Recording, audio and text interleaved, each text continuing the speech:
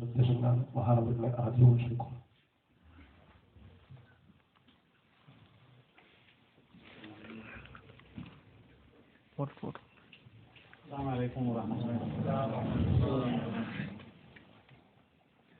ബിസ്മില്ലാഹിർ റഹ്മാനിർ റഹീം.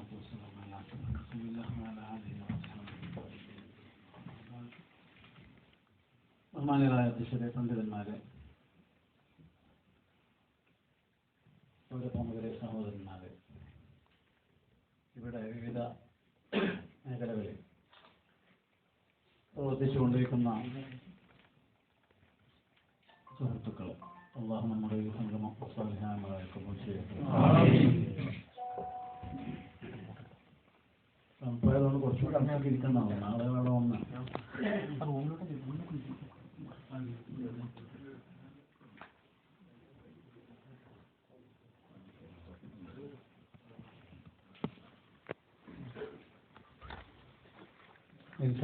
കൂടുതൽ വിപുലമായ ഓഫീസ് സൗകര്യം ഇവിടെ ചെയ്യാൻ അല്ലാഹുവിന് തൗഫീഖ് നൽകട്ടെ.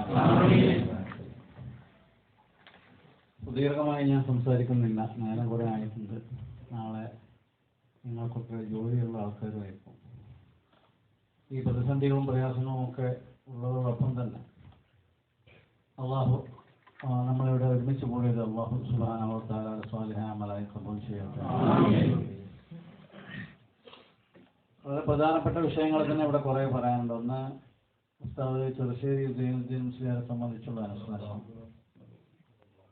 മറ്റൊന്ന്, ദാറുൽ ഹുദയെ കുറിച്ചുള്ള പരിചയപ്പെടല്. വേറെയും കുറെ പ്രധാനപ്പെട്ട വിഷയങ്ങൾ നിങ്ങളെ സംബന്ധിച്ച് പ്രസക്തമായി ഉണ്ട്. ഇവിടെ പലതരത്തിലുള്ള പ്രതിസന്ധികളും പ്രയാസങ്ങളും ബുദ്ധിമുട്ടുകളും ഒക്കെ അനുഭവിച്ചുകൊണ്ടിരിക്കുകയാണ്. അല്ലാഹു സുബ്ഹാനഹു വ തആല അതിൽ നിന്നൊക്കെ നമുക്ക് സംരക്ഷണവും സുരക്ഷയും നൽകുമാറാകട്ടെ. ചെറുശ്ശേരി ഉസ്താദിനെ സംബന്ധിച്ച് മലയാളികളായ നമ്മളെ സംബന്ധിച്ചിടത്തോളം, ഞങ്ങളെ സംബന്ധിച്ചിടത്തോളം കൂടുതൽ പരിചയപ്പെടുത്തേണ്ടതില്ല എന്നാണ് ഞാൻ മനസ്സിലാക്കുന്നത്. കേരളത്തിലെ വലിയ ഒരു പണ്ഡിത കുടുംബത്തിൽ ജനിച്ച് ഒരുപാട് പണ്ഡിതന്മാരെ വാർത്തെടുത്ത് പണ്ഡിതോചിതമായ ഒരുപാട് പ്രവർത്തനങ്ങൾക്ക് നേതൃത്വം നൽകി ഒരുപാട് മഹല്ലത്തുകളിൽ ഖാദിയായി, ഒരുപാട് സമ്മേളനങ്ങളിൽ മാർഗദർശകമായ പ്രസംഗകനായി ഒക്കെ മഹാനായ ഉസ്താദ് അവറുകൾ നമ്മുടെ സമുദായത്തിന്, സമൂഹത്തിന് സേവനം ചെയ്തു. അതിൻ്റെയൊക്കെ സ്വീകാര്യത കൊണ്ട് അള്ളാഹു മഹാനവറുകളുടെ പാരത്രിക പദവികൾ ഉയർത്തി കൊടുക്കട്ടെ.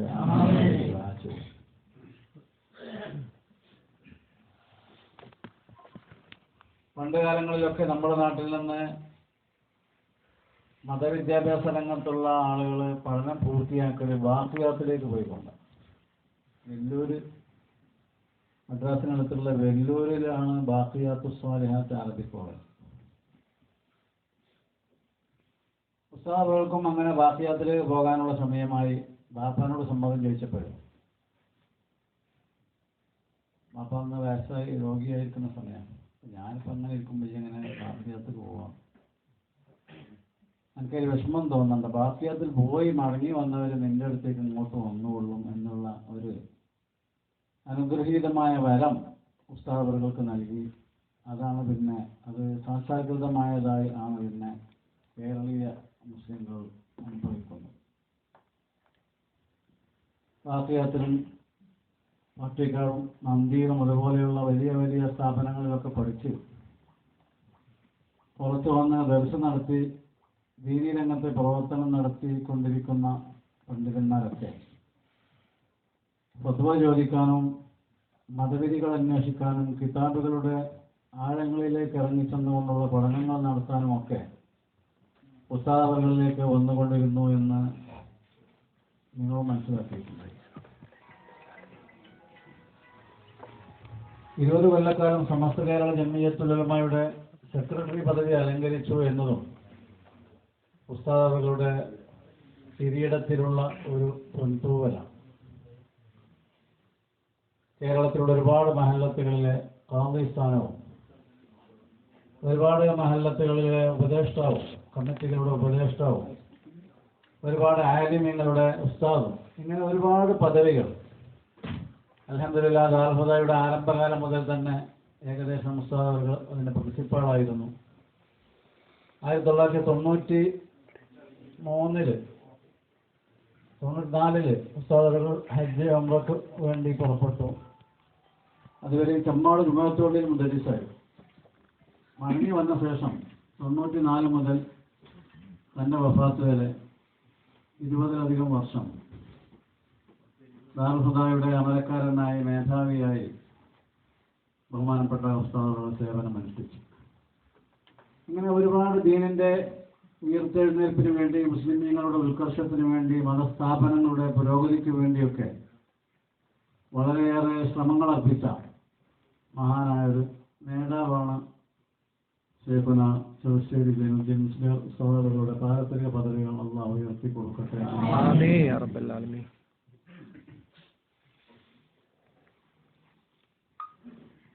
ഉസ്താദുകൾ സേവനത്തിന് വേണ്ടി തിരഞ്ഞെടുത്ത മഹത്തായ സ്ഥാപനമാണ് ദാറുൽ ഹുദ. ദാറുൽ ഹുദ സ്ഥാപിതമാകുന്നത് 32 വർഷങ്ങൾക്ക് മുൻപാണ്. 1986 ദാറുൽ ഹുദ ഈ പഠനം തുടങ്ങുന്നത്. അതിൻ്റെയും ഒരു 2 വർഷം മുമ്പ് 1983 ഡിസംബറിലാണ് ദാറുൽ ഹുദക്ക് മഹാനായ സയ്യിദ് മുഹമ്മദ് അലി ശിഹാബ് തങ്ങൾ, കണ്ണീയത്ത് അഹമ്മദ് മുസ്ലിയാർ നവറുല്ലാഹു മർക്കദഹുമ ഇവരുടെ നേതൃത്വത്തിൽ ദാറുൽ ഹുദക്ക് ശിലാസ്ഥാപനം നടത്തപ്പെടുന്നു. അങ്ങനെ 1986 പഠനം തുടങ്ങി ഇന്ന് 32ാമത്തെ വർഷം പൂർത്തിയാക്കാൻ 2-3 മാസം കൂടിയുള്ള സന്ദർഭത്തിലാണ് നമുക്ക് ഇവിടെ ഉള്ളത്. ഈ 32 കൊല്ലം മുമ്പ് ദാറുൽ ഹുദ ആരംഭിച്ചപ്പോൾ കേരളത്തിൽ ഒരുപാട് ഉയർന്ന മതവിദ്യാഭ്യാസ സ്ഥാപനങ്ങളുണ്ട്, ഒരുപാട് ഉയർന്ന ദർസുകളുണ്ട്. ഇന്നത്തേതിനേക്കാൾ കുറെ മതവിദ്യാഭ്യാസ രംഗത്ത് പുരോഗമനാത്മകമായ അവസ്ഥയാണ് കേരളത്തിൽ അന്നുണ്ടായിരുന്നത്. എന്നിട്ടും ദാറുൽ ഹുദ എന്നൊരു സ്ഥാപനം അന്ന് തുടക്കം കുറിക്കപ്പെടാൻ കാരണം അള്ളാഹുവിൻ്റെ ദീൻ, ആ ദീനിൻ്റെ അധ്യാപനങ്ങൾ, സന്ദേശങ്ങൾ അത് ലോകത്തിൻ്റെ നാനാഭാഗത്ത് പോയാലും പ്രബോധനം ചെയ്യാൻ പറ്റിയ ദീനി ദഅവത്തിന്റെ സേവനങ്ങൾ ചെയ്യാൻ യോഗ്യരായ പണ്ഡിതന്മാരെ തയ്യാറാക്കുക എന്ന ലക്ഷ്യത്തിലാണ് അന്ന് ദാറുൽ ഹുദക്ക് തുടക്കം കുറിക്കപ്പെട്ടത്. സമസ്തയുടെ ഒരു പ്രധാനപ്പെട്ട കീഴ്ഘടകമായ സുന്നി മഹല്ല് ഫെഡറേഷൻ മലപ്പുറം ജില്ലാ കമ്മിറ്റിയാണ് ദാറുൽ ഹുദ സ്ഥാപിക്കുന്നത്. പള്ളി ദർസുകളിലും അറബി കോളേജുകളിലും പഠിപ്പിക്കപ്പെടുന്ന എല്ലാ വിഷയങ്ങളും, അതിൻ്റെ പുറമെ ഭൗതിക വിദ്യാഭ്യാസപരമായ വിഷയങ്ങൾ, അതിൻ്റെ പുറമെ അറബി, ഉറുദു, ഇംഗ്ലീഷ്, മലയാളം 4 ഭാഷകൾ, ഇതെല്ലാം സമന്വയിപ്പിച്ചുകൊണ്ടുള്ള ഒരു പാഠ്യപദ്ധതിയാണ് ദാറുൽ ഹുദ. സ്ഥാപിക്കപ്പെടും മുമ്പ് തന്നെ ഇതിൻ്റെ സ്ഥാപകന്മാരായിരുന്ന നേതാക്കന്മാർ ദീർഘദർശനം ചെയ്തിരുന്നു. മലപ്പുറം ജില്ലയിലെ വേങ്ങരയ്ക്ക് സമീപമുള്ള ചേറൂർ സ്വദേശിയായ മൗലാന MM ബഷീർ മുസ്ലിയാർ, കോട്ടക്കലിനടുത്തുള്ള മലപ്പുറം ജില്ലയിലെ കോട്ടക്കലിനടുത്തുള്ള എടരിക്കോട്, വാളക്കുളം, പുതുപ്പറമ്പിലുള്ള ഉസ്താദ് CH ഐദ്രോസ് മുസ്ലിയാർ, ചെമ്മാടുള്ള ഡോക്ടർ ബാപ്പുട്ടി ഹാജി നവറുല്ലാഹു മർക്കദഹും, ഈ 3 പേരാണ് ഈ ദാറുൽ ഹുദ സംരംഭത്തിന്റെ മുൻപന്തിയിലുണ്ടായിരുന്നത്. അപ്പോൾ ഏകദേശം ദാറുൽ ഹുദ തുടങ്ങുന്ന ആ സമയം കേരളവും അറബ് രാജ്യങ്ങളും അല്ലെങ്കിൽ വിദേശ രാജ്യങ്ങളുമായുള്ള ബന്ധം വിപുലീകൃതമായി വരുന്നൊരു സന്ദർഭമായി. ആ ബന്ധം ഇങ്ങനെ വളർന്നു വന്നാൽ കേരളത്തിലെ ജനങ്ങൾ, പണ്ഡിതന്മാർ ഉൾപ്പെടെയുള്ളവരൊക്കെ ലോകത്തിന്റെ നാനാഭാഗത്തും എത്തും. പണ്ഡിതന്മാരെത്തിയാൽ അവർക്ക് ദീനിന്റെ സന്ദേശങ്ങൾ മറ്റുള്ളവർക്ക് പറഞ്ഞു കൊടുക്കാൻ കഴിയണം. അതുകൊണ്ട് ആ വിധത്തിലുള്ള ഒരു സാഹചര്യം ദീർഘദർശനം ചെയ്തുകൊണ്ടാണ് അവർ ദാറുൽ ഹുദക്ക് രൂപകൽപ്പന നൽകിയത്. ദാറുൽ ഹുദ തുടങ്ങി 12 കൊല്ലമായപ്പോൾ ഒരു സമ്മേളനം ഉണ്ടായിരുന്നു. അന്ന് ബാപ്പുട്ടി ഹാജി ചെയ്തൊരു പ്രസംഗത്തിൽ അദ്ദേഹം പറയുന്നുണ്ട്, ദാറുൽ ഹുദയിൽ അന്യനാടുകളിൽ നിന്നുള്ള വിദ്യാർത്ഥികൾ വന്ന് പഠിക്കും. കേരളത്തിലും കേരളത്തിന് പുറത്തുള്ള ഇന്ത്യൻ സംസ്ഥാനങ്ങളിലും നേപ്പാളിലും അതുപോലെ മറ്റു പല സ്ഥലത്തും നിന്നുള്ള കുട്ടികളോട് വന്ന് പഠിച്ചു. ന്യൂസിലൻഡിൽ നിന്നുള്ള വിദ്യാർത്ഥി വരെ പഠിച്ചിരുന്നു അവിടെ. അതുപോലെ പഠനം കഴിഞ്ഞ വിദ്യാർത്ഥികൾ യുവ പണ്ഡിതന്മാരെ ലോകത്തിന്റെ നാനാഭാഗത്തുമെത്തി ദീനീ പ്രബോധന പ്രവർത്തനങ്ങൾ നടത്തും, പുറത്തുള്ള ആളുകൾക്ക് വിദ്യാഭ്യാസം നൽകുമെന്ന് ആ പ്രസംഗത്തിൽ ബാപ്പുട്ടി പറഞ്ഞു വന്നു. താഴ്വതയുടെ 12ാം വാർഷികത്തിലാണ്, 1998. അൽഹംദുലില്ലാഹ് സാക്ഷാത്കൃതമായി. പിന്നെ താഴ്വതയിൽ നിന്ന് പഠിച്ച ഇവരെ പോലെയുള്ള ആളുകൾ ലോകത്തിന്റെ നാനാഭാഗങ്ങളിലും ദീനിന്റെ ദഅവത്ത് നടത്തിക്കൊണ്ടിരിക്കും. അറബിയിലും ഇംഗ്ലീഷിലും ഉറുദുവിലും പ്രാദേശിക ഭാഷകളിലുമൊക്കെ പ്രസംഗിച്ചുകൊണ്ടിരിക്കുന്ന, മതവിദ്യാഭ്യാസ രംഗത്ത് അധ്യാപനം നടത്തിക്കൊണ്ടിരിക്കുന്ന, ഗ്രന്ഥങ്ങൾ എഴുതുന്ന, പത്രപ്രവർത്തനങ്ങൾ നടത്തുന്ന, ടെലിവിഷൻ റേഡിയോ പ്രഭാഷണങ്ങൾ നടത്തുന്ന നിരവധി പണ്ഡിതന്മാർ അൽഹംദുലില്ലാഹ് താഴ്വതയിൽ നിന്ന് പുറത്തു പോകും. GCC രാജ്യങ്ങളിലൊക്കെ ഉണ്ട് പദ്ധതികൾ. സൗദി അറേബ്യയിൽ പല ഭാഗത്തായിട്ട് കുറേ ആൾക്കാർ. UAE മാത്രം 200-ലധികം പദ്ധതികളുണ്ട്. കുവൈത്തിലും ഖത്തറിലും ബഹ്റൈനിലും ഒമാനിലും ഒക്കെ ഉണ്ട്. അതിന് പുറമെ മലേഷ്യയിലുണ്ട്, സിംഗപ്പൂരിലുണ്ട്, നേപ്പാളിലുണ്ട്, മാൽദീവ്സിലുണ്ട്, യൂറോപ്പിലുണ്ട്. ഇവിടെയൊക്കെ അൽഹംദുലില്ലാഹ് ഇവർ അറബി, ഉറുദു, ഇംഗ്ലീഷ് തുടങ്ങിയ ഭാഷകളിലൊക്കെയായി അള്ളാഹുവിന്റെ ദീനിന്റെ സന്ദേശം പ്രചരിപ്പിച്ചുകൊണ്ടിരിക്കുന്നു. മറ്റൊരു നിലക്ക് പറഞ്ഞാൽ അന്ന് ബാപ്പുട്ടി ഹാജി 12ാം വാർഷികത്തിൽ പറഞ്ഞത്, അല്ലെങ്കിൽ ദാറുൽ സ്ഥാപിതമാവുന്നതിന് മുൻപ് ഈ മഹാന്മാരായ നേതാക്കന്മാർ ദീർഘദർശനം ചെയ്തത് മുസ്ലിം ഉമ്മത്തിന് ഇന്ന് സാക്ഷാത്കൃതമായി അവരുടെ മുമ്പിൽ അനുഭവപ്പെട്ടിരിക്കുകയാണ്. അല്ലാഹു സുബ്ഹാനഹു വ തആല ഈ സ്ഥാപനത്തെ ഉത്തരോത്തരം അഭിവൃദ്ധിയിലേക്ക് ഉയർത്തട്ടെ. ദാറുൽഹുദയുടെ പ്രത്യേകമായ രീതി എന്ന് പറഞ്ഞാൽ 5 കൊല്ലം മദ്രസയിലും സ്കൂളിലും പഠിച്ച കുട്ടികളെ അഡ്മിറ്റ് ചെയ്തിട്ട് 12 കൊല്ലത്തെ വിദ്യാഭ്യാസം നൽകുക. മദ്രസയിലും 5ാം ക്ലാസ് പാസ്സാവുക, സ്കൂളിലും 5ാം ക്ലാസ് പാസ്സാവുക. സ്കൂളിൽ 5ാം ക്ലാസ് പാസ്സാവുക നിർബന്ധമല്ല. ചില കുട്ടികളൊന്നും 4-ലായിരിക്കും, അല്ലെങ്കിൽ 6-ലായിരിക്കും. 5ാം ക്ലാസ് മദ്രസ നിർബന്ധമായിട്ട് സമസ്ത കേരള ജമിയത്ത് വിദ്യാഭ്യാസ ബോർഡിന്റെ മദ്രസ പൂർത്തിയാക്കിയ വിദ്യാർത്ഥികളെ റിട്ടേൺ ഓറൽ ടെസ്റ്റുകൾ നടത്തി, വാചിക പരീക്ഷയും എഴുത്തു പരീക്ഷയും നടത്തി, അതിൽ നിന്ന് ഏറ്റവും ഉയർന്ന മാർക്കുള്ള കുട്ടികളെ സ്വീകരിച്ചുകൊണ്ടാണ് ദാറുൽഹുദ അതിന്റെ അഡ്മിഷൻ നിശ്ചയിച്ചത്. പണ്ടും അങ്ങനെ തന്നെ, ഇപ്പോഴും അങ്ങനെ തന്നെ. ഇപ്പൊ ഇവിടെ വന്നപ്പോൾ ഒരാൾ പറഞ്ഞു, എൻ്റെ കുട്ടിനെ ഞാൻ അവിടെ ചേർക്കാൻ വേണ്ടി കൊണ്ടുവന്നു, പക്ഷേ അഡ്മിഷൻ കിട്ടിയില്ല. അങ്ങനെ ഒരുപാട് ആളുകൾ കിട്ടാതെ പോയിട്ടുണ്ട്. KT മാനു മുസ്ലിയാർ നബറല്ലാഹു മർഖദഹു ആ കൂട്ടത്തിൽ ഒരാളാണ്. മാനുവലിയിലെ തന്നെ മകനെ കൂട്ടിട്ട് അവിടെ വന്നു, കുട്ടിക്ക് അഡ്മിഷൻ കിട്ടിയില്ല. വേറെ പല ആൾക്കാരുണ്ട്. GK ഉസ്താദ് കുട്ടിനായിട്ട് വന്നു, പേരക്കുട്ടിനായിട്ട് വന്നു. ഞങ്ങളെല്ലാം വലിയ അസ്വസ്ഥതയാണ്, ഈ കുട്ടി കിട്ടിയില്ലെങ്കിൽ വലിയ വിഷമമാവുമല്ലോ. ഉസ്താദിനെ പറഞ്ഞു, അവനെ ഇവിടെ സീറ്റ് വേണം. എന്നോട് നേരിട്ട് പറഞ്ഞാൽ വേറെ ആൾക്കാരൊക്കെ കേട്ടിരുന്നു, അവനോട് സീറ്റ് കിട്ടണം, അവൻ നല്ല കുട്ടിയാണ്, അവനെ പഠിക്കാൻ ഉഷാറാണ്. അതിനോട് ഇപ്പോൾ ശബ്ദം പോകുമ്പോൾ പറയാൻ പറ്റില്ല. ഇൻഷാ അല്ലാഹ് കിട്ടും. അതിൻ്റെ റിസൾട്ട് നാളെയാണ് കിട്ടുക. അപ്പം ഞാനത് അറിഞ്ഞിട്ട് പോകണുള്ളൂ എന്ന് പറഞ്ഞാൽ മതി, അറിഞ്ഞിട്ട് കാര്യമില്ല. അങ്ങനെ ഇരുന്നാലും ഉസ്താദിന് ബുദ്ധിമുട്ടാവും. അത് രാത്രിയും നാളെ രാവിലെ ആയിട്ട് അതിൻ്റെ പരീക്ഷാ പേപ്പർ പരിശോധനയൊക്കെ നടക്കുള്ളൂ. റിസൾട്ട് വന്നാൽ ഉടനെ ഞാൻ പറയാറുണ്ട്.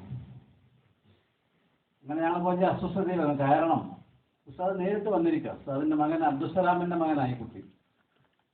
അന്ന് കുട്ടിയുടെ പേര് EK അബൂബക്കർ തന്നെയാണ്, വേറെ കുട്ടിയാവും. അതിൽ റിസൾട്ട് ഇങ്ങനെ തയ്യാറായി വന്നപ്പോൾ 80 കുട്ടികളെ അഡ്മിറ്റ് ചെയ്യേണ്ടത്. ആ കുട്ടിൻ്റെ സീരിയൽ നമ്പർ 73 7 കുട്ടി കൂടി മുന്നിൽ നിന്നാൽ ആ കുട്ടി കിട്ടുമായിരുന്നില്ല അന്ന്. അയാൾക്ക് അൽഹംദുലില്ലാഹ് താഴ്വതയിൽ വിദ്യാഭ്യാസം പൂർത്തിയാക്കി അലിഗഡ് മുസ്ലിം യൂണിവേഴ്സിറ്റിയിൽ PhD നേടി. ഇപ്പോൾ അയാൾ ലക്ഷദ്വീപിൽ സേവനം ചെയ്തുകൊണ്ടിരിക്കുകയാണ് വിദ്യാഭ്യാസ രംഗത്ത്. അപ്പം ഇങ്ങനെ മുസ്ലിം ഉമ്മത്തിന് വേണ്ടി, അതിപ്പോൾ നമ്മളെ മലപ്പുറം ജില്ലക്കാരോ തിരുവങ്ങാടി പഞ്ചായത്തുകാരോ ഒന്നും നോക്കിയിട്ടല്ല അവിടെ എടുക്കുക. കൊല്ലത്ത് ഇടുക്കിയിലൊക്കെ ഉള്ള കുട്ടികളോട് പഠിച്ചു പോയിട്ടുണ്ട്. യോഗ്യനാണെങ്കിൽ അഡ്മിഷൻ കിട്ടും. യോഗ്യത ഇല്ലെങ്കിൽ പിന്നെ അഡ്മിഷൻ കിട്ടണമെങ്കിൽ യോഗ്യത അവർ കുട്ടിനെ മാറ്റി നിർത്തിയിട്ടില്ല, കസേരയിൽ കുട്ടിനെ ഇരുത്താൻ പറ്റുള്ളൂ. അതാണ് ഇന്നത് അനുസ്മരിച്ച ഒരാൾ പറഞ്ഞത്. ദാറുൽ വന്നപ്പോൾ അവിടുത്തെ ഉത്തരവാദപ്പെട്ടവർ അങ്ങനെയാണ് പറഞ്ഞത്. ഇവിടെ 80 കസേര ഉണ്ട്, അവിടെ 80 സീറ്റുണ്ട്. അതിൽ നിങ്ങളുടെ കുട്ടിയെ ചേർക്കണമെങ്കിൽ അർഹനായ കുട്ടിയെ ആ കസേരയിൽ നിന്ന് നീട്ടിച്ചിട്ട് നിങ്ങൾ കുട്ടിനെ അവിടെ ഇരുത്തണം. അത് ശരിയാവുമെന്ന് ചോദിച്ചപ്പോൾ ശരിയാവില്ല ഞാൻ മറുപടി പറഞ്ഞു നമുക്ക് പറഞ്ഞത്. അപ്പോൾ അള്ളാഹുവിൻ്റെ ദീനിന് വേണ്ടി, മുസ്ലിമീങ്ങൾക്ക് വേണ്ടി, മുസ്ലിം ഉമ്മത്തിന് വേണ്ടി നടത്തപ്പെടുന്ന ഒരു സംരംഭമാണ് ദാറുൽ ഹുദ. അതുകൊണ്ട് തന്നെയാണ് അവിടെ ഫീസൊന്നുമില്ല. വിദ്യാഭ്യാസത്തിനോ ഭക്ഷണത്തിനോ താമസത്തിനോ ആ വകയിൽ ഒരു ഫീസും ഇല്ല. സൗജന്യ ഭക്ഷണം, സൗജന്യ താമസം, സൗജന്യ വിദ്യാഭ്യാസം. അതുകൊണ്ട് തന്നെ അൽഹംദുലില്ലാ ആ സ്കെയില് വിശദമായി പറഞ്ഞാൽ ഒരുപാട് പറയേണ്ടത് സംബന്ധിച്ച് ഈ സ്ഥാപക നേതാക്കന്മാരുടെ മക്കളും പേരക്കുട്ടികളായ ആളുകൾക്ക് വരെ അവിടെ അഡ്മിഷൻ കിട്ടിയിട്ടില്ല, യോഗ്യരല്ലാതെ വരുമ്പോൾ. അതുകൊണ്ട് തന്നെ വളരെ ചുരുങ്ങിയ കാലം കൊണ്ട് അൽഹംദുലില്ലാ വലിയ വളർച്ചയും പ്രസക്തിയും പ്രാധാന്യവും അനുഗ്രഹവും ഒക്കെ ദാറുൽ ഹുദക്ക് ലഭിച്ചു. ഇന്ന് ലോകത്തിന്റെ നാനാഭാഗത്തും അറിയപ്പെടുന്ന ഒരു സ്ഥാപനമായി ദാറുൽ ഹുദ. അതിൻ്റെ സന്തതികൾ ലോകത്തിന്റെ നാനാഭാഗത്തും വിവിധ മേഖലകളിൽ സേവനം ചെയ്തുകൊണ്ടിരിക്കുന്നു. നിങ്ങളെപ്പോലെയുള്ള ആളുകളൊക്കെ അതിൽ പങ്കാളികളായിട്ടുണ്ട് എന്നുകൂടി സാന്ദർഭികമായി ഞാനിവിടെ അനുസ്മരിക്കാൻ ആഗ്രഹിക്കുന്നു. തുടക്കകാലം മുതൽ തന്നെ സൗദി അറേബ്യയിൽ, ജിദ്ദയിലും മക്കയിലും അതുപോലെ വിവിധ ഭാഗങ്ങളിൽ ദാറുൽ ഹുദയുടെ സ്ഥാപക സെക്രട്ടറി ആയിരുന്ന വാപ്പുട്ടി ഹാജിയും അദ്ദേഹത്തിന്റെ മരണശേഷം അദ്ദേഹത്തിന്റെ മകൻ ഷാഫി ഹാജി ഇന്നത്തെ സെക്രട്ടറിയാണ്. ഇന്ന് ജനറൽ സെക്രട്ടറി ചമ്മുക്കൻ കുഞ്ഞാപ്പു ഹാജി എന്നൊരാളാണ്, ബിസിനസ്സുകാരനാണ് കോട്ടക്കൽ. സെക്രട്ടറിമാരിൽ ഒരാൾ ഷാഫി ഹാജി. അദ്ദേഹം സ്ഥിരം റിസൾട്ട് ഇവിടെ കുറേ കാലം വന്നു പോകാറുണ്ടായിരുന്നു, പരിചയപ്പെട്ട ആളുകളുണ്ടായി, ഇവിടെ പോകുന്നുണ്ട്. ഇങ്ങനെ നിങ്ങളുടെയൊക്കെ ഭാഗഭാഗിത്വങ്ങൾ, പങ്കാളിത്തങ്ങൾ കൊണ്ടാണ് അൽഹംദുലില്ലാ ദാറുൽ ഹുദ ഈ അവസ്ഥയിലേക്ക് ഉയർന്നത്. ഇന്ന് 1500ഓളം വിദ്യാർത്ഥികൾ ദാറുൽ ഹുദയുടെ മെയിൻ ക്യാമ്പസിൽ പഠിച്ചുകൊണ്ടിരിക്കുന്നു. വേറെ 10-20 സഹസ്ഥാപനങ്ങൾ അല്ലെങ്കിൽ അണ്ടർ ഗ്രാജുവേറ്റ് സ്ഥാപനങ്ങൾ ദാറുൽ ഹുദക്കുണ്ട്, കേരളത്തിനകത്തും കേരളത്തിന് പുറത്തുമായി. ഇവിടങ്ങളിലെല്ലാം കൂടി 6000ഓളം വിദ്യാർത്ഥികൾ ഈ സൂചിപ്പിച്ച വിധത്തിലുള്ള ഈ പാഠ്യപദ്ധതി പഠിച്ചുകൊണ്ടിരിക്കുകയാണ്, മുസ്ലിം ഉമ്മത്തിന് വേണ്ടി, ലോകത്തിന് വേണ്ടി. നമ്മുടെ പള്ളി ദിവസം അറബി കോളേജിൽ പഠിപ്പിക്കപ്പെടുന്ന എല്ലാ വിഷയങ്ങളും കിതാബുകളൊക്കെ അവിടെ പഠിപ്പിക്കുന്നുണ്ട്. പിന്നെ 5ാം ക്ലാസ് സ്കൂളിൽ നിന്ന് വരുന്ന കുട്ടികളാണ്, അവർക്ക് ഭൗതിക വിദ്യാഭ്യാസ രംഗത്തുള്ള തുടർ പഠനവും അവിടെ നൽകുന്നുണ്ട്. അതോടൊപ്പം തന്നെ ദാറുൽ ഹുദയുടെ വിദ്യാഭ്യാസം പൂർത്തിയാക്കുന്നതോടൊപ്പം നിർബന്ധമായും ഒരു സർക്കാർ യൂണിവേഴ്സിറ്റിയുടെ കീഴിലുള്ള ചുരുങ്ങിയത് BA ഡിഗ്രി അല്ലെങ്കിൽ ഗ്രാജുവേഷൻ ഈ കുട്ടികൾക്ക് ലഭിക്കാനുള്ള നിർബന്ധിത സംവിധാനങ്ങൾ കൂടി ചെയ്തു വെച്ചു. എന്നാൽ ക്ലാസ് റൂമിൽ ആ വിഷയത്തിലുള്ള കോച്ചിങ് കൊടുക്കും, പരീക്ഷയ്ക്ക് അവർ യൂണിവേഴ്സിറ്റിയിൽ പോയി എഴുതും. അതൊരു ഐച്ഛിക വിഷയമല്ല, എന്നാൽ ഇഷ്ടമുണ്ടെങ്കിൽ BA എഴുതിയാൽ മതി എന്ന രീതിയല്ല, എല്ലാ കുട്ടികളും എഴുതൽ നിർബന്ധം. എങ്കിലും ഈ 21ാം നൂറ്റാണ്ടിൽ ജീവിക്കുന്ന ഈ സമൂഹത്തോട്, ലോകത്തോട് പരിശുദ്ധ ഇസ്ലാമിനെ സ്വീകാര്യയോഗ്യമായ വിധത്തിൽ, ഇസ്ലാമിനെതിരെയുള്ള വെല്ലുവിളികൾക്ക് സുഗ്രാഹ്യമായ വിധത്തിലുള്ള മറുപടികൾ പറഞ്ഞു കൊടുക്കാനും വിശദീകരിച്ചു കൊടുക്കാനും ഒക്കെ സാധിക്കുള്ളൂ. യുക്തിവാദികൾക്കെതിരെ പ്രസംഗിക്കേണ്ടി വന്നാൽ അതിനും ഇസ്ലാമിന്റെ ഭാഷയിൽ പ്രസംഗിക്കാൻ സാധിക്കും. കുറേ കൊല്ലങ്ങൾക്ക് മുമ്പ് മഞ്ചേരിയിൽ കുറച്ച് യുക്തിവാദികൾ വന്ന് പ്രഭാഷണം നടത്തിപ്പോയി. വലിയ മുസ്ലിം കേന്ദ്രം എന്നുള്ളതൊക്കെയാകും അവർ മഞ്ചേരി തിരഞ്ഞെടുത്തത്. അവിടെയുള്ള പ്രാദേശിക നേതാക്കന്മാരൊക്കെ വളരെ അസ്വസ്ഥരായി, ബേജാറായി. ആളുകളോട് മറുപടി പറയാൻ ഉസ്താദന്മാർ എന്ന് ചോദിക്കുമ്പോൾ അവർക്കൊന്നും സന്നദ്ധതല്ല. എന്താ അവർക്ക് മറുപടി പറയാം? ഞങ്ങളൊന്നും അറിയില്ല, പഠിച്ചിട്ടില്ല. അവസാനം ദാറുൽ ഹുദയിൽ വന്നു. അന്ന് ദാറുൽ ഹുദയിലെ ഉയർന്ന ക്ലാസ്സുകൾ പഠിക്കുന്ന 2-3 വിദ്യാർത്ഥികൾ ചെന്നിട്ടാണ് ആ യുക്തിവാദികളുടെ ഓരോ വാദത്തിനും അക്കമിട്ട് മറുപടി പറഞ്ഞ് വിജയകരമായി അൽഹംദുലില്ലാ ആ പ്രശ്നം സമാപിച്ചത്. ഇങ്ങനെ ആധുനിക ലോകത്ത് ഏത് രീതിയിലാണോ ഇസ്ലാമിന്റെ ദഅവത്ത് നിർവഹിക്കേണ്ടത് ആ രീതിയിൽ അത് നിർവഹിക്കാനുള്ള അധ്യാപനമാണ്, പഠനമാണ്, പരിശീലനമാണ് അൽഹംദുലില്ലാ ദാറുൽ ഹുദയിൽ നൽകിക്കൊണ്ടിരിക്കുന്നത്. നിങ്ങളുടെയൊക്കെ സഹായ സഹകരണങ്ങൾ ഉണ്ടാകണം. അത് പല ജാതിയാണ്. ഒന്ന്, നിങ്ങളുടെ ദുആ ഉണ്ടാകണം. രണ്ടാമത്, നിങ്ങളുടെ മക്കളെ, നിങ്ങളുടെ സ്നേഹിതന്മാരെ, ബന്ധപ്പെട്ട ഏതെങ്കിലും കുട്ടികൾ, ഈ പ്രായത്തിലുള്ള കുട്ടികളെ അങ്ങോട്ട് പഠിക്കാൻ പ്രൊമോട്ട് ചെയ്യും. മൂന്നാമത്തത്, സാമ്പത്തികമായി വല്ല സഹായവും ചെയ്യാൻ കഴിയുമെങ്കിൽ ചെയ്യാം.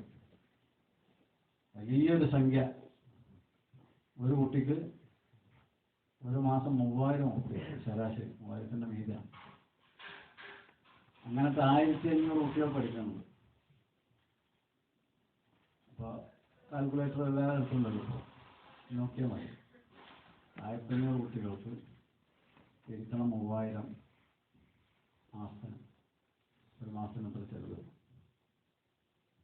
ഇതിന്റെ പുറമെ കേരളത്തിന് പുറത്ത് 4 സ്ഥലങ്ങളിൽ ഇപ്പോൾ ദാറുൽ ഹുദ ഓഫ് ക്യാമ്പസുകൾ നടത്തിക്കൊണ്ടിരിക്കുന്നുണ്ട്. ഒന്ന് ആന്ധ്രാപ്രദേശിലെ ചിത്തൂർ ജില്ലയിലെ പുങ്കനൂർ, രണ്ടാമത് വെസ്റ്റ് ബംഗാളിലെ ബീർഭൂം ജില്ലയിലെ ഭീംപൂർ എന്ന് പറയുന്ന സ്ഥലത്ത്, മൂന്നാമത് ആസാമിലെ ബോർപേട്ട ജില്ലയിലെ ബൈസ വില്ലേജിൽ, നാലാമത്തത് മധ്യ കർണാടകയിലെ ഹാവേരി ജില്ലയിലെ ഹാങ്കൽ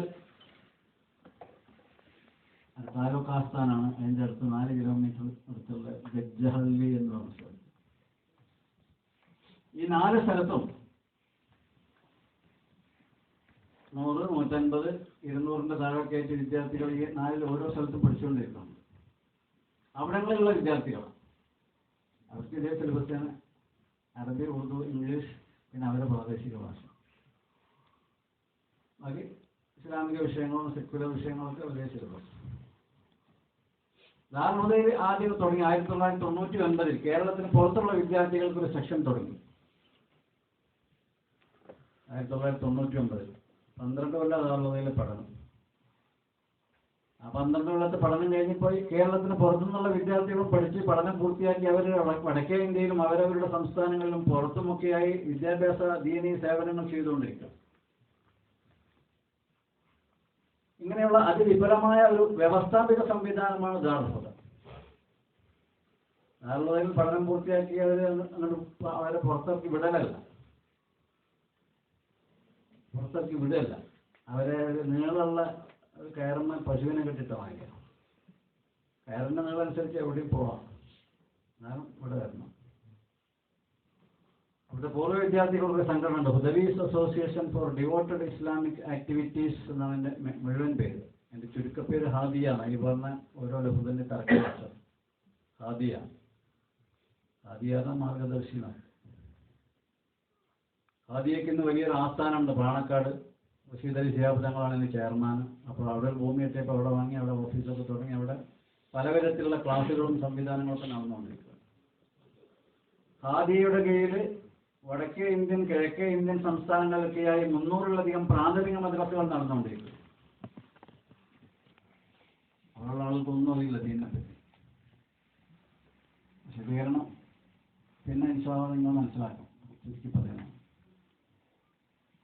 ഓരോ പ്രദേശങ്ങളിലും ഒരു ഹാദിയയുടെ കീഴിൽ തന്നെ മുബല്ലിഗ്മാരുണ്ട്, ഓർഗനൈസർമാരുണ്ട്. അവർ ഓരോ വില്ലേജിൽ ചെന്നിട്ട് മുസ്ലിമീങ്ങളെ വിളിച്ചുകൂട്ടി, അതായത് വന്നിട്ടുണ്ട് എല്ലാവരും വരണമെന്നാണ് പള്ളിയിലോ അല്ലെങ്കിൽ മദ്രസ ഏതെങ്കിലും സ്ഥലത്ത് വിളിച്ചുകൂട്ടിയിട്ട് മക്കൾക്ക് വിദ്യാഭ്യാസം നൽകിയാണ് ഇതിന് പ്രാധാന്യം പറഞ്ഞു കൊടുത്ത് അവർ റെഡിയാവും. ഞങ്ങൾക്ക് ഇതുവരെ ആരും അങ്ങനെ സൗകര്യം ചെയ്തു തന്നിട്ടില്ല, അതുകൊണ്ട് ഞങ്ങൾക്ക് പഠിക്കാൻ കഴിഞ്ഞിട്ടില്ല, ഞങ്ങളുടെ മക്കളെങ്കിലും പഠിപ്പിക്കാൻ ഞങ്ങൾ സന്നദ്ധരാണ്. അപ്പോൾ എത്ര കുട്ടികളാണ് ഒരു സ്ഥലത്തുള്ളത്? 35 കുട്ടിയുണ്ടെങ്കിൽ 35 കുട്ടികൾക്കുമുള്ള പാഠപുസ്തകങ്ങൾ സെറ്റായി സൗജന്യമായി വിതരണം ചെയ്യാം. ഉറുദുവിൽ പ്രത്യേക പാഠ്യപദ്ധതി തയ്യാറാക്കി, ചെമ്മാടങ്ങൾ തയ്യാറാക്കി അവിടെ എത്തിച്ചിട്ട് അവിടെയുള്ള കുട്ടികൾക്ക് വിതരണം ചെയ്യാം. 1-ാം ക്ലാസ്സിന് എല്ലാ ക്ലാസ്സിലും 3 വീതം. ഒന്ന് വിശ്വാസകാര്യങ്ങൾ, മറ്റൊന്ന് കർമാനുഷ്ഠാനങ്ങൾ, മറ്റൊന്ന് അഖലാഖ് സദാചാര സ്വഭാവ രീതികൾ. ഇങ്ങനെയുള്ള 3 പാഠപുസ്തകം തയ്യാറാക്കി 1-ാം ക്ലാസ്സിലേക്ക്, 2-ാം ക്ലാസ്സിൽ, 3-ാം ക്ലാസ്, 4-ാം ക്ലാസ്സിലേക്ക്, 5-ാം ക്ലാസ്സിലേക്കുള്ള തയ്യാറാക്കിക്കൊണ്ടിരിക്കാം. 4 കൊല്ലമായിട്ട് തുടങ്ങിയിട്ട് അവർക്ക് പഠിപ്പിച്ചുകൊണ്ടിരിക്കുന്ന ഉസ്താദ് ഇവിടെ നിന്ന് പോയി പഠിപ്പിക്കാൻ കഴിയില്ല, കാരണം ആ കുറഞ്ഞ സമയമല്ല. സ്കൂൾ പോകണ കുട്ടികൾ അവിടെ പഠിപ്പിക്കാൻ കിട്ടുള്ളൂ. മാത്രമല്ല അവിടെ ജീവിത സൗകര്യങ്ങളൊന്നും ഉണ്ടാവില്ല ഇവിടുന്ന് ചെല്ലുന്ന ആളുകൾ. അപ്പോൾ അവിടെ പള്ളിയിൽ ഖതീബായി ഇമാമായി സേവനം ചെയ്തുകൊണ്ടിരിക്കുന്ന ഉസ്താദിന് ഒരു എക്സ്ട്രാ ശമ്പളം നമ്മളെ വക കൊടുത്തുകൊണ്ട് ആണ് ഈ കുട്ടികൾക്ക് ഈ മതവിദ്യാഭ്യാസ സംവിധാനങ്ങൾ ചെയ്തുകൊണ്ടിരിക്കുന്നത്. അവിടെ പിന്നെ കോളേജും പള്ളിയൊക്കെ ഉണ്ടെങ്കിലും ഒക്കെ അനുകൂലത്തായി ഒരു വ്യവസ്ഥയുമില്ലാതെ ഒരു ഗുണവും ചെയ്യാത്ത വിധത്തിലുള്ള രീതിയിൽ അത് താറുമാറായി കിടക്കും. അതുകൊണ്ട് വ്യവസ്ഥാപിതമായ വിദ്യാഭ്യാസ രീതി അവിടങ്ങളിലൊക്കെ മുസ്ലിം സഹോദരന്മാർ എന്ന നിലയ്ക്ക് അവർക്ക് കൂടി ലഭ്യമാകുന്ന സൗകര്യങ്ങൾ ചെയ്തു കൊടുക്കണമെന്ന് നമ്മൾ ദാറുൽ ഹുദ മനസ്സിലാക്കിയതിൻ്റെ അടിസ്ഥാനത്തിലാണ് ഇങ്ങനെയുള്ള വിപുലമായ പല പ്രവർത്തനങ്ങളും ചെയ്തുകൊണ്ടിരിക്കുന്നത്. അതിന് പുറമെ പൊതുജനങ്ങൾക്ക് വിദ്യാഭ്യാസ സംവിധാനങ്ങൾ ഏർപ്പെടുത്തുന്നതിനും ദാറുൽ ഹുദ ശ്രദ്ധിച്ചു. ദാറുൽ ഹുദയുടെ കീഴിൽ സിപെറ്റ് എന്ന് പറയുന്ന ഒരു സംവിധാനമുണ്ട്. CIPET, CPET, centre for public education and training. അതിന്റെ കീഴിൽ നമ്മുടെ മഹല്ലത്തുകളിലെ ഇമാമുമാർക്ക് ഇമാം ട്രെയിനിങ് കോഴ്സ് നടത്തുന്നുണ്ട്. വൈവാഹിക ജീവിതത്തിലേക്ക് പ്രവേശിക്കുന്ന യുവതി യുവാക്കൾക്ക് വെവ്വേറെ പ്രീ മാരിറ്റൽ കോഴ്സുകൾ സംഘടിപ്പിക്കുന്നുണ്ട്. വിവാഹത്തിന് മുമ്പ് വൈവാഹിക ജീവിതത്തെ സംബന്ധിച്ചും കുടുംബജീവിതത്തെ സംബന്ധിച്ചും അറിഞ്ഞിരിക്കേണ്ട കാര്യങ്ങൾ, വൈവാഹിക ജീവിതത്തിലേക്ക് പ്രവേശിച്ച യുവതി യുവാക്കൾക്ക് വെവ്വേറെ ഹാപ്പി ഫാമിലി ക്ലാസുകൾ സംഘടിപ്പിച്ചുകൊണ്ടിരിക്കുന്നുണ്ട്. ഇങ്ങനെ പല വിദ്യാഭ്യാസ സംരംഭങ്ങളും അൽഹംദുലില്ലാഹ് ദാറുൽ ഹുദയുടെ കീഴിൽ നടന്നുകൊണ്ടിരിക്കുന്നു. ഈ പറഞ്ഞ കോഴ്സുകളൊക്കെ വിവിധ സ്ഥലങ്ങളിൽ നടക്കുന്നുണ്ട്. അതിനൊക്കെ ട്യൂട്ടർമാരൊക്കെ ഹുദവിയുടെ കൂട്ടത്തിൽ നിന്ന് തിരഞ്ഞെടുത്ത് നേരത്തെ പറഞ്ഞ ഹാദിയ സെന്ററിൽ, പാണക്കാട്ടുള്ള ഹാദിയ സെന്ററിൽ വെച്ചവർക്ക് പ്രത്യേകമായ കോച്ചിങ്ങും ട്രെയിനിങ്ങും കൊടുത്ത് വ്യവസ്ഥാപിതമായ പാഠ്യപദ്ധതികളൊക്കെ തയ്യാറാക്കി ആണ് ഇത് നടത്തിക്കൊണ്ടിരിക്കുന്നത്. ചില ആളുകൾക്ക് അറിഞ്ഞിട്ടുണ്ടായിരുന്നു.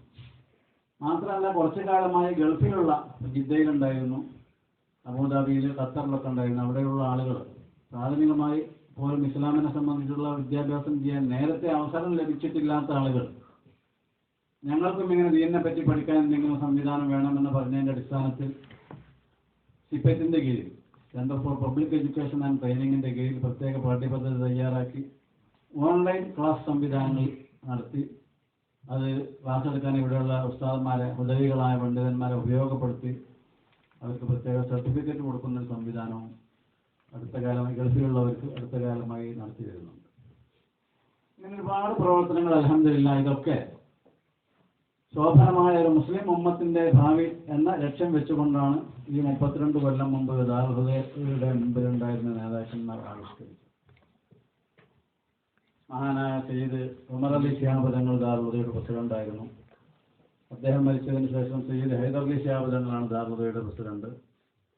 സമൂഹത്തിന്റെ നാനാതലങ്ങളിലുമുള്ള അഭ്യസ്ത വിദ്യരായ ആളുകൾ, പണ്ഡിതന്മാർ, ഓരോ പ്രമുഖന്മാരെ തുടങ്ങിയതൊക്കെയുള്ള കമ്മിറ്റികൾ, യൂണിവേഴ്സിറ്റി ആയതിനു ശേഷം സെനറ്റ് ഉണ്ട്, 200 ആളുകളുള്ള ജനറൽ ബോഡി ഉണ്ട്, പിന്നെ സിൻഡിക്കേറ്റ് വേറുണ്ട്, എക്സിക്യൂട്ടീവ് കമ്മിറ്റി വേറുണ്ട്. ഇങ്ങനെയുള്ള വിവിധ ബോഡികൾ വളരെ വ്യവസ്ഥാപിതമായി യോഗങ്ങൾ ചേർന്ന് പരിപാടികൾ ആവിഷ്കരിച്ചുകൊണ്ട് ഒക്കെയാണ് ദാറുൽ ഹുദ മുന്നോട്ട് പോയിക്കൊണ്ടിരിക്കുന്നത്. വിദ്യാർത്ഥികൾ 24 മണിക്കൂർ അവിടെ താമസിക്കൽ നിർബന്ധം. തൊട്ടടുത്ത വീട്ടിലെ വിദ്യാർത്ഥിയാണെങ്കിലും ദൂര നാടുകളിൽ നിന്ന് വന്ന കുട്ടിയെ പോലെ 24 മണിക്കൂർ അവിടെ ഇരിക്കണം. എന്തുകൊണ്ടെന്ന് പറഞ്ഞാൽ രാവിലെ 7:45 മുതൽ അവരെ ക്ലാസ് തുടങ്ങും. വൈകിട്ട് 4:10 വരെ 9 പീരീഡാണ്. ഓരോ ദിവസവും 9 പീരീഡ് ക്ലാസ് ഉണ്ടാവും. ക്ലാസ് കഴിഞ്ഞാൽ രാത്രി അവർക്ക് നിർബന്ധമായ ഹോംവർക്കുകൾ ചെയ്യാനുണ്ടാവും. അതേപോലെ ജമാഅത്തുകളിൽ പങ്കെടുക്കുക, സുബഹിന്റെ ശേഷം ഖുർആൻ ഓതുക, ഇശാഇന്റെ ശേഷം ഹദ്ദാദ് ചൊല്ല, പിന്നെ സുബഹിന്റെ മഗ്‌രിബിന്റെ ഒക്കെ സമയത്ത് തസ്ബീഹ് ചൊല്ല തുടങ്ങിയുള്ള നബിചര്യകൾ, സുന്നത്തുകളിലൂടെ അവരുടെ ജീവിതം പരിശീലിപ്പിച്ചെടുക്കുന്ന ഒരു രീതിയാണ് ആദ്യം മുതലേ ആവിഷ്കരിച്ചിട്ടുള്ളത്. അങ്ങനെ അൽഹംദുലില്ലാഹ് മാതൃകായോഗ്യരായ ഒരു പണ്ഡിത വിഭാഗത്തെ തയ്യാറാക്കാൻ വേണ്ടിയാണ് ദാറുൽ ഹുദ ഈ 32 കൊല്ലമായി അല്ലെങ്കിൽ 35 കൊല്ലമായി 35 കൊല്ലം മുമ്പ് ഇതിൻ്റെ ആലോചനകൾ ആരംഭിച്ചിട്ടുണ്ട്. അങ്ങനെ കേരളത്തിൽ കാസർഗോഡ് മുതൽ തിരുവനന്തപുരം വരെ ഇതിൻ്റെ അണ്ടർ ഗ്രാജുവേറ്റ് സ്ഥാപനങ്ങളുണ്ട്, UG സ്ഥാപനങ്ങൾ. തിരുവനന്തപുരത്ത് കോവളം മുസ്ലിം മഹല്ല് ജമാഅത്തിന്റെ കീഴിലും ഹിദായത്തുൽ ഇസ്ലാം അറബിക് കോളേജ് നടക്കുന്നുണ്ട്. തിരുവനന്തപുരം ഭാഗത്തുള്ളവർ പറഞ്ഞിട്ടുണ്ട്. ചെറിയ തോതിലാണ് അവിടെ അതിനുള്ള സൗകര്യങ്ങളേ ഉള്ളൂ. കൂടുതൽ സൗകര്യത്തോടുകൂടി തുടങ്ങാനുള്ള ആലോചനകൾ ഇപ്പോൾ നടന്നുകൊണ്ടിരിക്കുക. അവിടെ വടക്കോട്ട് പോകാൻ എറണാകുളത്ത് അവിടെ കളമശ്ശേരി ഞാനകം മുസ്ലിം മഹല്ല് ജമാഅത്ത് മഹല്ല് കമ്മിറ്റി, അതിന് കീഴിൽ അവിടെ സ്ഥാപനം 2 വർഷമായി. വീണ്ടും വടക്കോട്ട് പോന്നാൽ കൊടുങ്ങല്ലൂർ താലൂക്കിലെ ചന്ദ്രാപിന്നിയുടെ പടിഞ്ഞാറ് ഭാഗത്ത് ചാമക്കാല, അവിടെ ഒരു സ്ഥാപനം തുടങ്ങിയിട്ട് 13 കൊല്ലമായി, 11 കൊല്ലം, 10 കൊല്ലത്തെ പഠനം പൂർത്തിയാക്കി അവിടുത്തെ കുട്ടികൾക്ക് ഈ വർഷമാണ് ദാറുൽ ഹുദയിലേക്ക് വന്നത്. പിന്നെ പൊന്നാനി മാവനത്തുൽ ഇസ്ലാമിന്റെ കീഴിൽ ദാറുൽ ഹുദയിലെ എടപ്പാൾ, ദാറുൽ ഹിദായയുടെ കീഴിൽ പറപ്പൂർ, നേരത്തെ പറഞ്ഞ കോട്ടക്കൽ, മലപ്പുറം ജില്ലയിലെ കോട്ടക്കൽ സമീപമുള്ള പറപ്പൂരിൽ വാപ്പുട്ടി മുസ്ലിയാർ എന്ന് പറയുന്ന ഒരു മഹാനുണ്ട്. അദ്ദേഹത്തിൻ്റെ നേതൃത്വത്തിൽ സെബീൽ ഹിദായ ഇസ്ലാമിക് കോളേജ്, താനൂരിലെ സമസ്ത കേരള ജമിയത്തുൽ ഉലമായുടെ മേൽനോട്ടത്തിൽ നടന്നു വന്നിരുന്ന ഇസ്ലാഹുൽ ഉലമ അറബി കോളേജ്, അവിടെ അങ്ങനെ പോയിട്ട് കാസർഗോഡ് തളങ്കരയിലുള്ള മാലിക് ദീനാർ ഇസ്ലാമിക് കോളേജ്, ഇങ്ങനെ 24 സ്ഥാപനങ്ങൾ കേരളത്തിൻ്റെ അകത്താണ്. ദാറുൽ പാഠ്യപദ്ധതി 10 കൊല്ലം അവിടെ പഠിച്ചാൽ അവസാനത്തെ 2 കൊല്ലം പഠനം പൂർത്തിയാക്കാൻ അവർ ദാറുൽ. അതിന് പുറമെ ഞാൻ നേരത്തെ പറഞ്ഞ ആന്ധ്ര, വെസ്റ്റ് ബംഗാൾ, ആസാം, പിന്നെ ഈ കൊല്ലമാണ് കർണാടകയിൽ ആരംഭിച്ചത്. ഇങ്ങനെ കേരളത്തിൻ്റെ പുറത്ത് വിവിധ ഭാഗങ്ങളിൽ നിരവധി സ്ഥലങ്ങളിൽ നിന്ന് ആളുകൾ ആവശ്യപ്പെട്ടുകൊണ്ടിരിക്കുക അവിടെ ദാറുൽ സ്ഥാപനം ബ്രാഞ്ച് തുടങ്ങാൻ വേണ്ടി. അവിടെയുള്ള ആളുകൾക്കൊന്നും കഴിയില്ല ചുരുക്കി പറഞ്ഞാൽ. പണ്ഡിതന്മാർ കുറേ ഉണ്ട് അവിടെ, പക്ഷെ അവരൊരു സംഘടന ഇല്ല, ഒരു പ്ലാറ്റ്ഫോം ഇല്ല. ഒരു പ്ലാറ്റ്ഫോം ഉണ്ടാകുമ്പോഴേ എന്തെങ്കിലും ചെയ്യാൻ പറ്റും. അപ്പോൾ ഇവിടെ നിങ്ങൾ ഈ പ്ലാറ്റ്ഫോം ഇവിടെ ഉള്ളത് കൊണ്ടാണ് ഇന്നിങ്ങനെ ഒരു പരിപാടി സംഘടിപ്പിക്കാനും അതിൽ നിങ്ങൾക്കൊക്കെ സംഘടിപ്പിക്കാനുമുള്ളൊരു അവസരമുണ്ട്. കേരളത്തിൻ്റെ പുറത്തുള്ള ഇന്ത്യൻ സംസ്ഥാനങ്ങളിൽ നിന്ന് കുറേ മുസ്ലിമുകളുണ്ടല്ലോ ഇവിടെ. അവർക്ക് ഇങ്ങനെ വല്ല സംവിധാനം ഉണ്ടോ നമ്മൾ അന്വേഷിച്ചു നോക്കിയിട്ടുണ്ടോ? ഇല്ല, ചെയ്യാൻ കഴിയില്ല. സംഘടന പേരിനുണ്ടായതുകൊണ്ടായില്ല. പേരിന് വലിയ സംഘടന കേരളത്തിന് പുറത്തുണ്ട്. ജമിയത്തുൽ ഉലമായെ ഹിന്ദ് എന്ന സംഘടന ഉണ്ട് ഡൽഹിയിൽ. ജമിയത്തുൽ ഉലമായെ ഹിന്ദ്, ഉറുദു അതിൻ്റെ പേര്. മലയാളത്തിൽ അതിന് ശാഖകളുണ്ട് പല സംസ്ഥാനങ്ങളിലും, പക്ഷെ ചെയ്യാൻ കഴിയില്ല. പല കാരണങ്ങളുണ്ട്. അധികാര വടംവലികൾ, ഈഗോ പ്രശ്നങ്ങൾ. ഓം പ്രസിഡൻ്റായിട്ട് ഞാൻ എങ്ങനെ പോകാൻ, ഓം സെക്രട്ടറിയായിട്ട് ഞാൻ എങ്ങനെ പോകാം, അല്ലെങ്കിൽ അങ്ങനെ എന്തെങ്കിലും നടത്തണമെങ്കിൽ ഞാനല്ല നടത്തേണ്ടത് എന്നൊക്കെയുള്ള ചിന്താഗതി. പണ്ട് നേതാക്കന്മാർ സ്ഥാപിച്ച സ്ഥാപനങ്ങൾ തന്നെ അഭിപ്രായ വ്യത്യാസങ്ങളും കുഴപ്പവും കലഹവും ശണ്ടയൊക്കെ ആയിട്ട് അലുക്കുലുത്തായി പ്രവർത്തനരഹിതമായി, അല്ലെങ്കിൽ ഫലപ്രദമല്ലാത്ത രീതിയിൽ ഇങ്ങനെ ഇഴഞ്ഞു നീങ്ങുന്ന സ്ഥാപനങ്ങൾ. ഫലത്തിലെന്തായി? മുസ്ലിം ജനകോടികൾക്ക് നിസ്കരിക്കാൻ അറിയില്ല, ഷഹാദത്ത് കലിമ അറിയില്ല, ഫാത്തിഹ സൂറത്ത് അറിയില്ല. ആസാമിൽ നമ്മൾ ചെന്നപ്പോൾ തമിഴ്നാട് ബംഗാളും എല്ലാ സ്ഥലത്തും പൊട്ടു തുറന്ന മുസ്ലിങ്ങളാണ്. മുസ്ലിം സ്ത്രീകളൊക്കെ പൊട്ടു തുറന്നു. നിങ്ങളെ കുറിച്ച് അനുഭവമുള്ളവരുണ്ടായിരിക്കും, അവർക്കറിയില്ല. അത് അനിസ്ലാമിക സംസ്കാരമാണ് എന്നവർക്കാരും പറഞ്ഞുകൊടുത്തു പോയി. നേരത്തെ പറഞ്ഞ ഹസരത്തുമാരുടെയും മൗലാനന്മാരുടെയും മക്കളും ഭാര്യമാരും വരെ ഉണ്ടാവും അങ്ങനെ പൊട്ടു തുറന്നത്. വല്ലാതെ ചോദിച്ചാൽ പറയുന്നത് മുസ്ലിം പൊട്ടാണോ, പച്ച നിറത്തിലുള്ളതാണ് മുസ്ലിം പൊട്ട് എന്ന്. ബാക്കിയുള്ളവർ മറ്റു നിറത്തിലുള്ള പൊട്ട്. ഞാൻ പറഞ്ഞു വന്നത് ആസാമിൽ നമ്മൾ ചെന്നത് 3 കൊല്ലം മുമ്പാണ് ചെന്നത്. അവിടെ